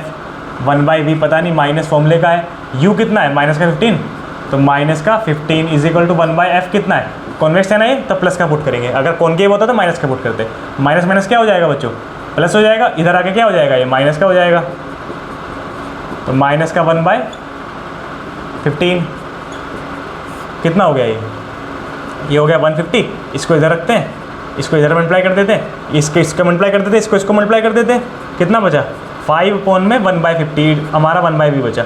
यहाँ भी रेसिप्रोकल करना पड़ेगा, यहाँ भी रेसिप्रोकल करना पड़ेगा, तो v कितना आएगा बच्चों 150 में 5 डैट इज़ 30। तो v हमारा कितना आ गया, वेरी गुड, v हमारा आ गया 30 सेंटीमीटर। v कितना आ गया 30 सेंटीमीटर आ गया। अब बात करते हैं m के बारे में, तो h'/h is equal to v/u होता है, लेंस है ना तो माइनस नहीं आएगा, प्लस का आएगा, तो v/u। अच्छा देखो इसने बोला है h' निकालो, तो क्या मैं इसको बोल सकता हूँ h'/h is equal to v/u, क्योंकि ये दोनों भी तो इक्वल हैं आपस में। h' पता नहीं h कितना है, 2 है, v कितना है, v हमारा अभी 30 आया, u कितना आया माइनस का 15 आया, 2 डिवाइड में इधर आके मल्टीप्लाई में हो जाएगा, तो 30/15 मल्टीप्लाई में 2, ये कितना हो जाएगा 2 हो जाएगा, 2 2 से कितना हो गया 4 हो गया, तो माइनस का 4 सेंटीमीटर। h' कितना आ गया माइनस का 4 सेंटीमीटर आ गया। क्वेश्चन ही बोल रहा था, अच्छा ठीक है नेचर बताना है, तो नेचर के क्या क्या पॉइंट्स लिखेंगे हम लोग। पहला देखो बच्चों, नेचर के लिए ना अगर आपको m निकालना पड़े तो m से तो हमें पता ही है कि कैसे m को रीड करते हैं। अगर आपको बोला जाए h, तो h से देखो साफ दिख रहा है, कुछ करना ही नहीं है। ऑब्जेक्ट कितना का था 2 सेंटीमीटर का था, इमेज कितनी बड़ी आई है 4 सेंटीमीटर की आई है, तो मतलब इमेज बड़ी है ना क्योंकि 4 सेंटीमीटर की आई है, तो image is larger than object. Second, अगर ये नेगेटिव की आई है, देखो मैंने बताया था जैसे एक्सिस होती है, अगर मान लो ये नीचे होगा तभी तो नेगेटिव होगा, क्योंकि नेगेटिव वाई एक्सिस हो गई, ये पॉजिटिव वाई एक्सिस, ये नेगेटिव वाई एक्सिस, ये एक्स एक्सिस, ये एक्स एक्सिस, तो ये वाला क्या होगा नेगेटिव होगा, तो तभी तो उल्टा होगा, उल्टा होगा तो मतलब क्या नेगेटिव है, तो मतलब डेफिनेटली इमेज कैसी है इन्वर्टेड है। और मैंने बताया था रियल जब इन्वर्टेड होती है तो साथ में क्या होती है रियल भी होती है, तो हम बोलेंगे image is real and inverted. Image कैसी है हमारी रियल एंड इन्वर्टेड है। समझ में आया बच्चों। देखो लेंस वाले में भी सेम कंसेप्ट होता है, बस फॉर्मूले में प्लस की जगह पे क्या आ जाता है माइनस आ जाता है। तो एक बार ज़रा नोट डाउन करो उस क्वेश्चन को, फिर आगे चलते हैं। अब बच्चों हमारा अगला टॉपिक है रिफ्रैक्शन ऑफ द लाइट। अगला टॉपिक क्या है रिफ्रैक्शन ऑफ लाइट। हालांकि हम न्यूमेरिकल कर चुके हैं लेंस के, पर तब भी एक बार हम कंसेप्ट सीख लेते हैं कि व्हाट इज़ रिफ्रैक्शन। लेंस के अंदर होता क्या है, थ्योरी पार्ट, न्यूमेरिकल पार्ट हम देख चुके हैं, थोड़ा और देख लेंगे आगे। अभी हम क्या करने वाले हैं रिफ्रैक्शन का थ्योरी पार्ट देखने वाले हैं। अच्छा देखो, जब लाइट, अगर मान लो ये हमारा कोई एक ग्लास स्लैब है, ठीक है, ये क्या है नॉर्मल है। अगर लाइट इंसिडेंट होती है किसी इंटरफेस पे, मतलब कि एक मीडियम ये है, ये मान लो हमारी एयर है, ये क्या है ग्लास स्लैब है, तो जब भी लाइट ओब्लिकली, सीधी नहीं, जब भी लाइट ओब्लिकली किसी इंटरफेस पे क्या होती है इंसिडेंट होती है, तो उस टाइम पे लाइट क्या करती है अपनी डायरेक्शन चेंज करती है ट्रैवल करने की। जैसे फॉर एग्जांपल क्या होता है, जब भी लाइट एक मीडियम से दूसरे मीडियम में ट्रैवल करती है, जब भी लाइट एक मीडियम से, मतलब पहले आपको रिफ्लेक्शन सिखा रहा हूँ क्या होता है, जब भी लाइट एक मीडियम से दूसरे मीडियम में ट्रैवल करती है, तो उस टाइम पे अपनी डायरेक्शन ऑफ प्रोपगेशन क्या करती है चेंज करती है। मतलब कि अगर ये मीडियम ना हटता तो सीधी निकल जाती है, पर इसने क्या करा अपनी डायरेक्शन चेंज कर ली। डायरेक्शन ऑफ प्रोपगेशन मतलब डायरेक्शन ऑफ ट्रैवलिंग, किस डायरेक्शन में वो ट्रैवल कर रही थी। तो जब भी लाइट एक मीडियम से दूसरे मीडियम में ट्रैवल करती है, मान लो ये एयर है, ये वाटर है, जब भी लाइट एक मीडियम से दूसरे मीडियम में ट्रैवल करती है तो अपनी डायरेक्शन को क्या करती है चेंज कर लेती है। This phenomena is called refraction of light.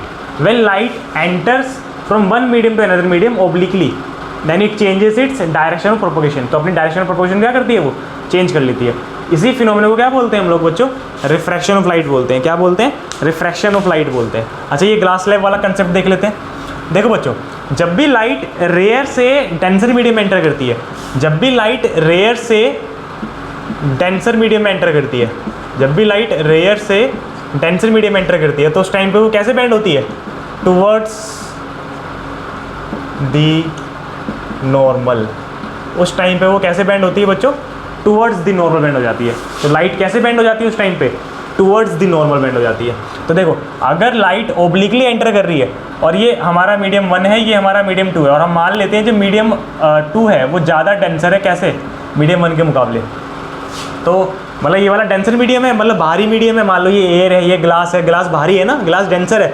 तो जब भी लाइट रेयर से डेंसर में एंटर करती है तो अपनी डायरेक्शन चेंज करेगी ऑब्वियसली। तो कैसे कर लेगी direction change, toward the normal shift हो जाए, मतलब जा सकते थे ऐसे भी, वो ऐसे भी किधर शिफ्ट होएगी, नॉर्मल की तरफ शिफ्ट हो जाएगी। तो नॉर्मल की तरफ शिफ्ट हो गई। अच्छा ठीक है, अब दोबारा नॉर्मल आ गया, अब लाइट बाहर निकलने वाली है। तो ये वाला मीडियम डेंसर था ना, ये वाला मीडियम रेयर है, तो अब लाइट कैसे ट्रैवल कर रही है, डेंसर से रेयर जा रही है। तो जब भी लाइट डेंसर से रेयर में जाएगी तो उस टाइम पे वो कैसे बेंड होएगी, away from the normal, away from the normal. मतलब कि जाना चाहिए था उसको ऐसे, लेकिन नॉर्मल से क्या हो जाएगी, थोड़ा सा दूर हो जाएगी। इसको हम बोलेंगे angle of incidence. Angle incident ray और नॉर्मल रे के बीच का जो एंगल होता है क्या बोलते हैं, एंगल ऑफ इंसिडेंट बोलते हैं। ये हमारा एंगल ऑफ रिफ्रैक्शन है, ये और ये दोनों, ये R1 है, ये R2 है। और ये वाला जो एंगल होता है बच्चों, रे यहाँ से इमर्ज करी ना, रे इस यहाँ से बाहर निकल गई है ना, बाहर निकल गई, इमर्ज कर गई, तो इसको क्या बोलते हैं हम लोग, एंगल ऑफ इमर्जेंस बोलते हैं। ये हमारा नया है, इसको क्या बोलते हैं बच्चों हम लोग, एंगल ऑफ इमरजेंसी बोलते हैं। क्या बोलते हैं, एंगल ऑफ इमरजेंसी बोलते हैं। याद रखना बच्चों हमेशा, एंगल ऑफ इंसिडेंस इस किसके इक्वल होता है, एंगल ऑफ इमरजेंसी के इक्वल होता है। ग्लास स्लैब वाले केस में एंगल ऑफ इंसिडेंस हमेशा किसके इक्वल होता है, एंगल ऑफ इमरजेंसी के इक्वल होता है। और सुनो, इसके अलावा अगर मान लो ये ग्लास स्लैब यहाँ पे ना अड़ती, अगर ये ग्लास स्लैब यहाँ पे ना आती तो लाइट जैसे चल रही है ऐसे चलती चली जाती, ऐसे निकल जाती लाइट सीधी, क्योंकि ग्लास स्लैब आई, मीडियम चेंज हुआ, लाइट एक मीडियम से दूसरी मीडियम में घुसी, तभी उसने अपनी डायरेक्शन चेंज करी ना, रिफ्लेक्शन करा वहाँ पे उसने अपना। पर अगर ये ग्लास स्लैब ना होती तो लाइट अपनी डायरेक्शन चेंज करती ही नहीं, सीधी निकल जाती, तो तब वो वहाँ निकलती है। लेकिन अब ये कहाँ से निकली है, यहाँ से निकली है, तो लाइट क्या हो गई, शिफ्ट हो गई by this delta x. Light क्या हो गई, शिफ्ट हो गई, लाइट क्या हो गई, शिफ्ट हो गई। पहले निकलनी चाहिए थी यहाँ से, लेकिन निकली कहाँ से, यहाँ से निकलती यहाँ से, लेकिन इमर्ज कहाँ से हुई, यहाँ से हुई। तो लाइट ने अपने क्या कर लिया, एक डिस्प्लेसमेंट कवर कर लिया है ना, डेल्टा एक्स कवर कर लिया। तो इस डेल्टा एक्स को क्या बोलते हैं बच्चों हम लोग, इसको बोलते हैं लेटरल डिस्प्लेसमेंट। क्या बोलते हैं, नोट डाउन कर लो, क्या बोलते हैं, लेटरल डिस्प्लेसमेंट बोलते हैं। एक बार लिख लो बच्चों, याद रखना हमेशा, जब भी लाइट रेयर से डेंसर में आएगी, रेयर मीडियम से डेंसर मीडियम में आएगी, तो वो नॉर्मल की तरफ बेंड हो जाएगी। और जब भी लाइट डेंसर से रेयर जाएगी तो नॉर्मल से अवे जाएगी, नॉर्मल से थोड़ा सा दूर हो जाएगी। समझ में आया। एंगल ऑफ इंसिडेंस किसके इक्वल होता है, हमेशा एंगल ऑफ इमरजेंस के इक्वल होता है। और ये जो डिस्टेंस होता है इसे क्या बोलते हैं हम लोग, लेटरल डिस्प्लेसमेंट बोलते हैं। चलो लिखो बच्चों, फिर आगे बात करते हैं। अच्छा बच्चों, एक बात और कर लेते हैं, लॉ ऑफ रिफ्रैक्शन के बारे में बात कर लेते हैं। लॉज ऑफ द रिफ्रैक्शन क्या होता है, incident ray, refracted ray and normal. Incident ray, refracted ray and normal all lie on same plane. तीनों की तीनों रेज, ये वाली रे, ये वाली रे और ये वाली रे, इस वाले केस में भी क्या है, सेम प्लेन पे लाई करती है और सेम पॉइंट पे लाई करती है। अच्छा सेकंड पॉइंट क्या होता है लॉ ऑफ रिफ्रैक्शन का, कि साइन आई जैसे होता है ना, sine theta, sine 30 degree, sine 40 degree, sine जो भी, तो sine i by sine r का जो रेशियो होता है वो क्या होता है बच्चों, हमेशा कांस्टेंट होता है। हमेशा रेशियो क्या रहेगा, सेम रहेगा। मतलब कि अगर मैं एंगल ऑफ इंसिडेंस चेंज करूँगा, ऑटोमेटिकली एंगल ऑफ रिफ्रैक्शन भी उस हिसाब से चेंज हो जाएगा। पर जो रेशियो रहेगा साइन आई पर साइन आर का, वो हमेशा क्या रहेगा, सेम रहेगा। रेशियो मान लो हमेशा क्या रहेगा, सेम रहेगा। और ये रेशियो क्या होता है, रिफ्रैक्टिव इंडेक्स होता है। हम आगे बात करने वाले इसके बारे में। समझ में आया बच्चों, एक बार जरा नोट डाउन कर लो इसको भी, फिर आगे बात करते हैं। अच्छा बच्चों, अब हमारा अगला टॉपिक क्या है, रिफ्रैक्टिव इंडेक्स। अब हमारा अगला टॉपिक क्या है बच्चों, रिफ्रैक्टिव इंडेक्स। इसमें क्या होता है बच्चों,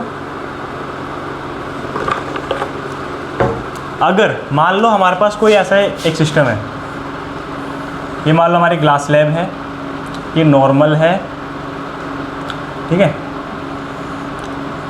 ये हमारा मीडियम 1 है, ये हमारा क्या है, मीडियम 2 है। मीडियम 1 में मान लो जो स्पीड ऑफ लाइट है वो v1 है। स्पीड कितनी स्पीड, लाइट कितनी स्पीड से ट्रैवल कर रही है, v1 स्पीड से ट्रैवल कर रही है। अब मान लो डेंसर मीडियम है, तो लाइट कैसे बेंड हो जाएगी, नॉर्मल की तरफ बेंड हो जाएगी ना, तो नॉर्मल की तरफ बेंड हो गई। यहाँ पे मान लेते हैं जो स्पीड ऑफ लाइट है कितनी है, v2 है। मीडियम n2 के अंदर जो स्पीड ऑफ लाइट है वो कितनी है, v2 है। अब फिर से क्या होगा, नॉर्मल आएगा। अब डेंसर से रेयर जा रही है तो नॉर्मल से अवे हो जाएगी, तो रे ऐसे अवे हो गई। ये I था, ये E था और ये दोनों RR थे। अच्छा देखो रिफ्रैक्टिव इंडेक्स क्या होता है, जब भी लाइट एक मीडियम से दूसरे मीडियम में ट्रैवल करती है, जब भी लाइट एक मीडियम से दूसरे मीडियम में ट्रैवल करती है, तो ratio of speed of light in medium 1 कि पहले मीडियम उसकी कितनी स्पीड है 2, ratio of speed of light in medium 2, मतलब कि रिफ्रैक्टिव इंडेक्स सिंबल क्या होता है बच्चों, n होता है। अगर मैं बात करने वाला हूँ refractive index of medium 2 with respect to medium 1, n2 का मतलब क्या होता है, refractive index of 2, refractive index of medium 2 with respect to medium 1।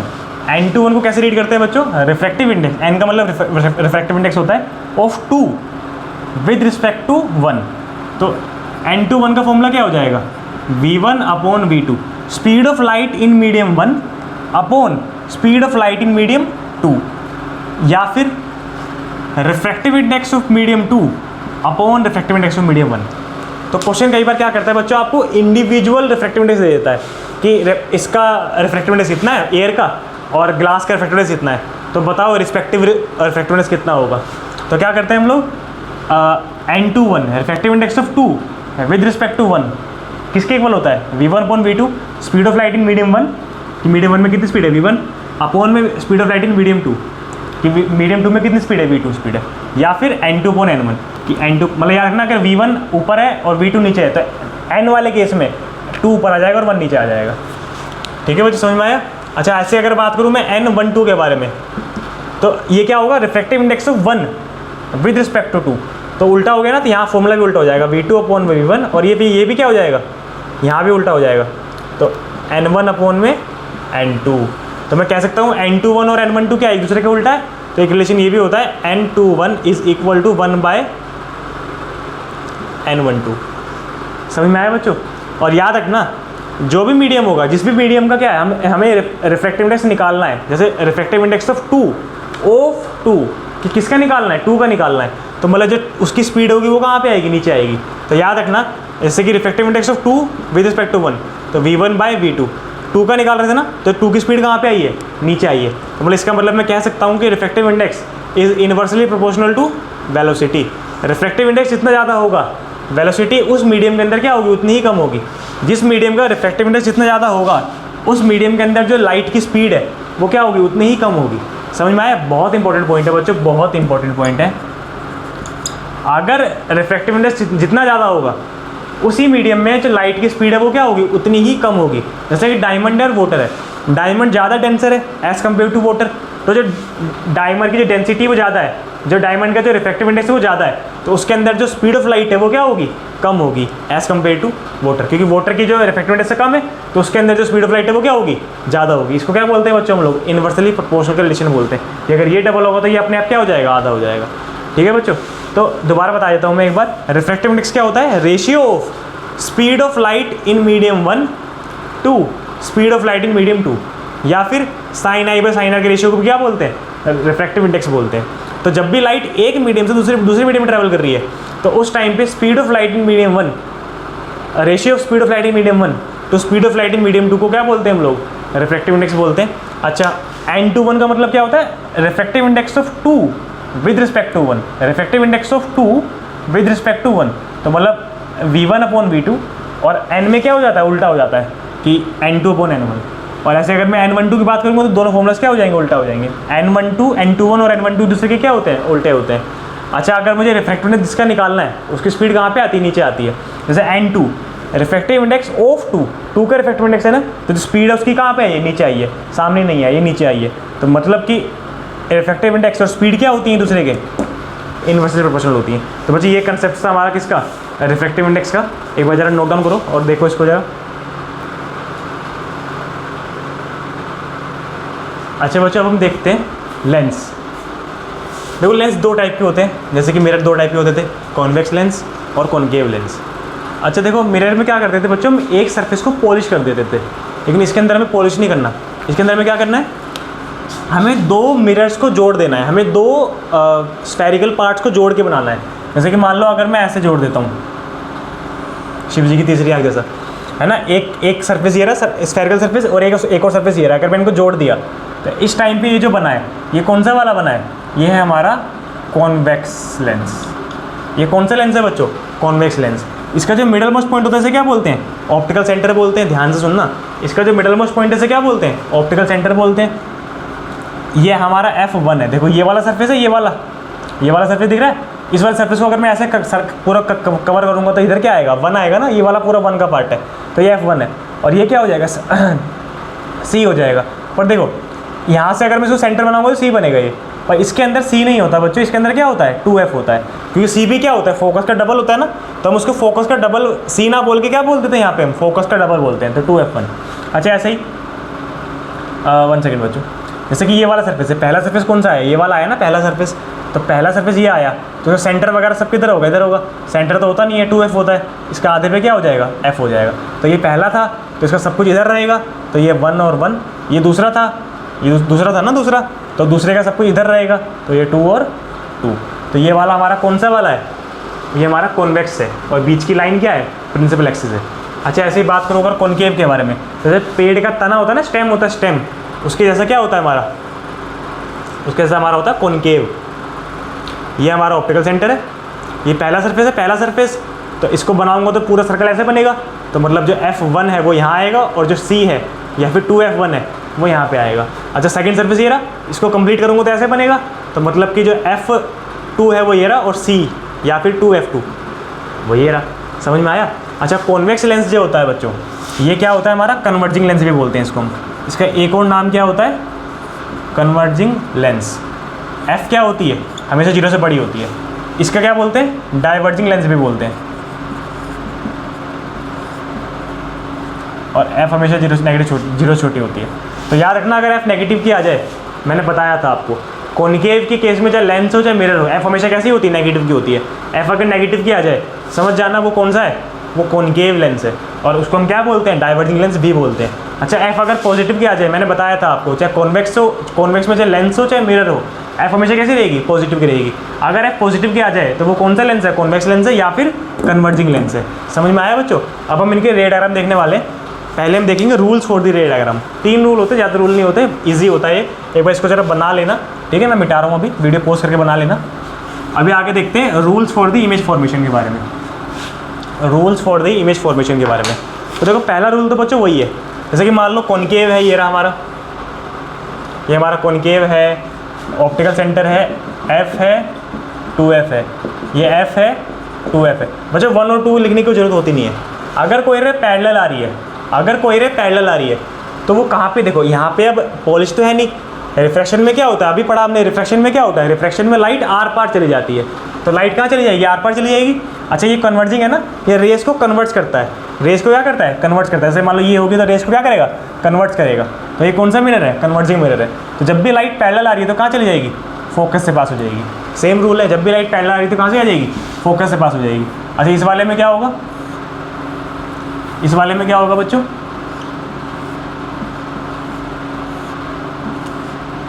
ये हमारा O हो गया, ये F हो गया, ये 2F हो गया, ये F हो गया, ये भी क्या हो गया, 2F हो गया। तो जब भी लाइट पैरेलल आ रही है तो ये क्या करेगा, डाइवर्जिंग है ना, ये वाला कैसा है, डाइवर्जिंग है, ये रेस को फैलाता है, फैलाता है। तो अगर ये रेस को फैला देगा तो मतलब लाइट तो यहाँ आ ही नहीं पाएगी, तो मतलब एक्चुअली में वो बैक साइड में आएगी, और असली वाली कहाँ निकल जाएगी, सीधे सामने से निकल जाएगी। समझ में आया। इसीलिए बच्चों यही एक कारण है कि इसकी F को क्या मानते हैं हम लोग, पॉजिटिव मानते हैं। क्यों मानते हैं, क्योंकि देखो ये वाला डिस्टेंस तो कैसा है, पॉजिटिव होता है ना इधर वाला, तो इसलिए इसकी F को क्या मानते हैं, पॉजिटिव मानते हैं। और F तो इसके पास भी है इधर, कोई दिक्कत नहीं है, F इसके पास दोनों तरफ है, इधर भी और इधर भी है। लेकिन हम काउंट कौन सी करते हैं, इसकी वाली को करते हैं। क्यों काउंट करते हैं, क्योंकि देखो ये वाली तो यूज़ हो रही है ना, वो यूज़ ही नहीं हो रही, और इधर की साइड F तो F क्या होगी, नेगेटिव होगी। इसीलिए मैं बोलता हूँ कॉनकेव लेंस में F हमेशा क्या रहेगी, नेगेटिव रहेगी। कॉन्वेक्स लेंस में F हमेशा क्या रहेगी, पॉजिटिव रहेगी। तो F अगर पॉजिटिव है तो वो कॉन्वेक्स है, और वो क्या है, कन्वर्जिंग भी है। F अगर नेगेटिव है तो वो क्या है, डाइवर्जिंग है। क्योंकि डाइवर्जिंग लेंस में या फिर कॉनकेव में F कौन सी इस्तेमाल होती है, इधर वाली इस्तेमाल होती है। तो ये पहला रूल हो गया बच्चों हमारा। दूसरा रूल क्या होता है कि अगर कोई रे ऑप्टिकल सेंटर से पास हो रही है, अगर कोई रे ऑप्टिकल सेंटर से पास हो रही है तो वो सीधी निकल जाती है, अपने पाथ को चेंज नहीं करती। अगर कोई भी रे ऑप्टिकल सेंटर से पास हो रही है तो वो सीधी निकल जाती है और अपने पाथ को चेंज वो नहीं करती है। तो ऐसे इसके अंदर भी होता है, अगर कोई रे ऑप्टिकल सेंटर से पास हो रही है तो सीधी निकल जाती है, अपने पाथ को चेंज वो नहीं करती है। एक थर्ड रूल है, लास्ट रूल, वो भी देख लेते हैं। हटा रहा हूँ मैं इनको। थर्ड रूल क्या बोलता है बच्चों? थर्ड रूल बोलता है कि जैसे पहला रूल क्या था कि अगर कोई रे फोकस से पास हुई है, अगर कोई रे पैरेलल आ रही है तो क्या हो जाती है? फोकस से पास हो जाती है। अगर कोई रे पैरेलल आ रही है तो क्या हो जाती है? फोकस से पास हो जाती है। अब ऐसे ही अगर कोई रे फोकस से पास हो रही है तो वो अपने आप क्या हो जाती है? पैरेलल हो जाती है। अगर कोई रे फोकस से पास हो रही है तो ऑटोमेटिकली क्या हो जाएगी? वो पैरेलल हो जाएगी। तो ये हमारा थर्ड रूल है। ऐसे इसके अंदर भी होता है। वैसे थर्ड रूल इतना ही काम का आता नहीं है, पहले दो ही काम आते हैं बस। ये F है, ये 2F है, ये O है, ये F है और ये 2F है। तो देखो अगर कोई रे क्या हो रही है, अगर कोई रे फोकस से पास हो रही है, देखो अगर ये होती तो ऐसे चली जाती ना, तो अपने आप ही क्या हो जाएगी? ये पैरेलल हो जाएगी। समझ में आया बच्चों? तो ये हमारे कुछ 3 रूल्स थे लेंसेज के अंदर। अब हम बात करने वाले हैं रे डायग्राम्स के बारे में। अब हम किसके बारे में बात करने वाले हैं? रे डायग्राम्स के बारे में। तो रे diagrams for the convex lens के बारे में पहले बात करने वाले हैं। देखो बच्चों, अब हम बात करने वाले हैं रे diagram for the convex lens के बारे में। पहला केस कॉन्वेक्स लेंस कौन सा होता है? ऐसे लेंस को क्या बोलते हैं? कॉन्वेक्स लेंस बोलते हैं। और ये क्या होता है? कन्वर्जिंग होता है, हमें पता है। ये हमारा F है, ये हमारा 2F है, ये हमारा F है, ये हमारा 2F है। अगर ऑब्जेक्ट कहाँ पे रखा हुआ है? एट इन्फिनिटी रखा हुआ है। पहला केस तो यही होता है ना हमेशा। ऑब्जेक्ट कहाँ पे रखा हुआ है? At infinity. तो इमेज कहाँ बनेगी? हमें पता है जब भी ऑब्जेक्ट इन्फिनिटी पे रखा होता है, इमेज कहाँ बनी है? आज तक फोकस पे बनी है। तो वही है, अगर 2 रेज आ रही हैं तो ऑटोमेटिकली वो क्या हो जाएंगी? पैरेलल हो जाएंगी। जब भी रेज इन्फिनिटी से आती हैं तो वो क्या हो जाती हैं? ऑटोमेटिकली पैरेलल हो जाती हैं। और कहाँ जाएंगी? पैरेलल रेज कहाँ पे आती है? फोकस पे आती है। और 2 रेज अगर फोकस पे मीट करिए तो इमेज कहाँ बनेगी? इमेज कहाँ बनेगी? एट F बनेगी। समझ में आया? सेकेंड रूल की बात, सेकेंड की बात कर लेते हैं। अगर ये हमारा कॉन्वेक्स है, F 2F F 2F, object रखा हुआ है मान लेते हैं फोकस के ऊपर, तो वही 2 रूल।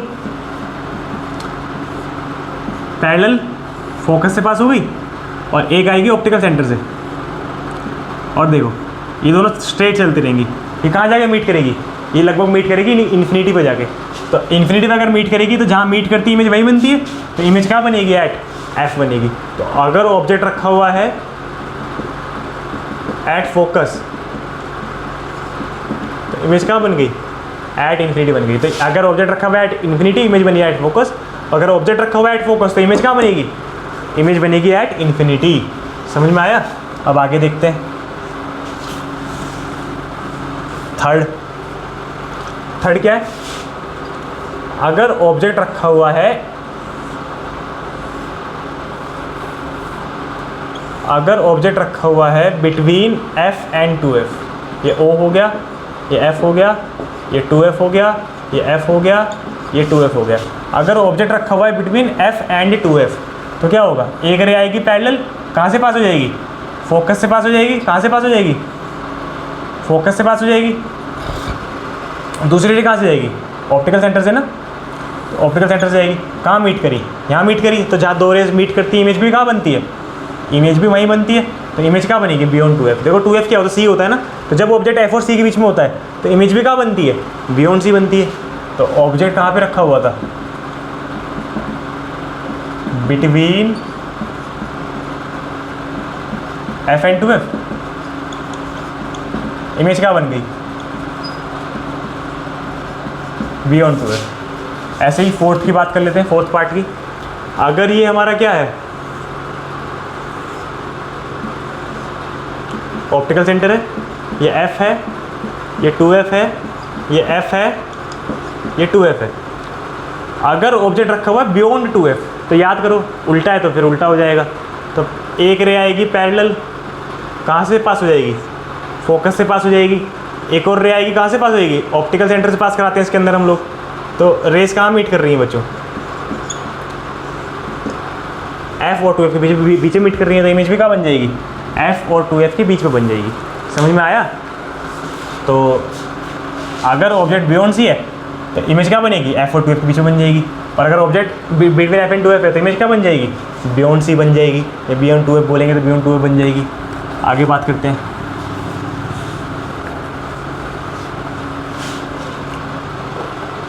फिफ्थ पार्ट,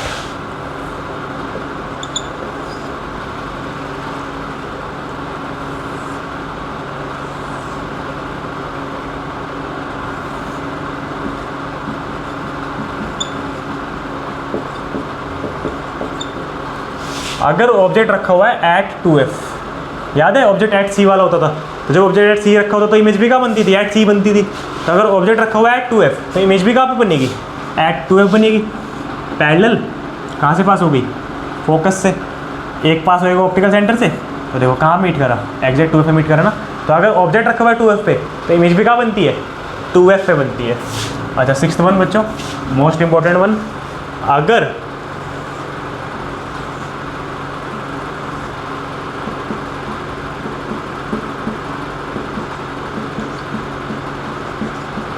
अगर ऑब्जेक्ट रखा हुआ है एफ और ओ के बीच में, याद है पहले होता था पोल और फोकस के बीच में, अब है ऑप्टिकल सेंटर और फोकस के बीच में।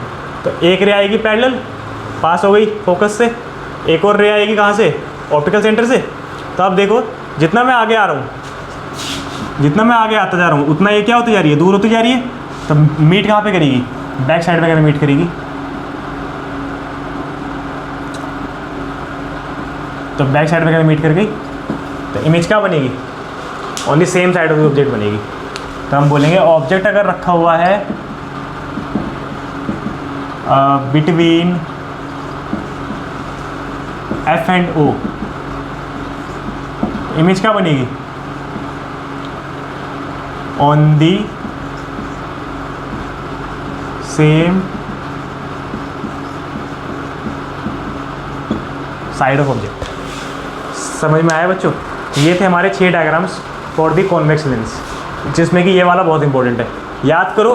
देखो बच्चों, हमने पढ़े थे कॉनकेव मिरर के 6 डायग्राम्स। तो जैसे कॉनकेव मिरर के होते हैं वही सेम इसमें क्या होते हैं, लेंस में कॉन्वेक्स के होते हैं। और याद है छठे वाला क्या होता था, पोल और फोकस के बीच में। जब भी ऑब्जेक्ट पोल और फोकस के बीच में रखा होता था तो बस सिर्फ एक वही केस होता था जहाँ पे इमेज कैसी बनती थी, वर्चुअल और डायरेक्ट बनती थी। इसके अंदर भी वही है, जब भी ऑब्जेक्ट पोल और ऑप्टिकल सेंटर के अंदर है बस एक वही केस है जब इमेज कैसी है, वर्चुअल और डायरेक्ट बनी है। और अदरवाइज हर केस में इमेज कैसी बन रही है, रियल एंड इन्वर्टेड बन रही है। तो कॉनकेव मिरर और कॉन्वेक्स लेंस के जो 6 डायग्राम्स है दोनों सिमिलर है आपस में। तो थोड़ा आप दोनों को स्टडी करोगे तो ज़्यादा अच्छे से कर पाओगे। अच्छा, आगे चलते हैं एक बार हम लोग। अब हम बात करते हैं रे diagram for the convex lenses. रे diagram for the convex lenses के बारे में बात कर लेते हैं। देखो बच्चों, पहला केस तो वही है, मैंने बताया ना पेड़ के स्टेम जैसा। क्या होता है, कॉनकेव लेंस होता है, principal axis, optical centre, F 2f, F 2f। तो अगर ऑब्जेक्ट कहाँ पे रखा हुआ है, एट इन्फिनिटी रखा हुआ है, तो रेस कैसी आएंगी, पैरेलल आएंगी। अभी कौन सा लेंस है, डाइवर्जिंग लेंस है, डाइवर्ज करता है। तो असली में तो यहाँ पे आ नहीं पाएंगी रेस, कहाँ पे रेस आएंगी, फिर यहाँ पे असली वाली रेस तो बाहर निकल जाएगी, तो नकली वाली रेस पीछे लेके आनी पड़ेगी ना। तो जो नकली में रेस कहाँ मीट करेंगी, यहाँ पे वर्चुअली रेस यहाँ मीट करेंगी, तो असली वाली कहाँ निकल जाएंगी, असली वाली सामने से ऐसे निकल जाएंगी। तो रेस कहाँ मीट करी, रेस कहाँ पे मीट करी बच्चों, फोकस में मीट करी ना, तो इमेज क्या बन जाएगी, एट एफ बन जाएगी। तो ऑब्जेक्ट रखा हुआ है एट इन्फिनिटी, तो इमेज बन जाएगी एट एफ। अच्छा, अगला पार्ट देखते हैं। अगर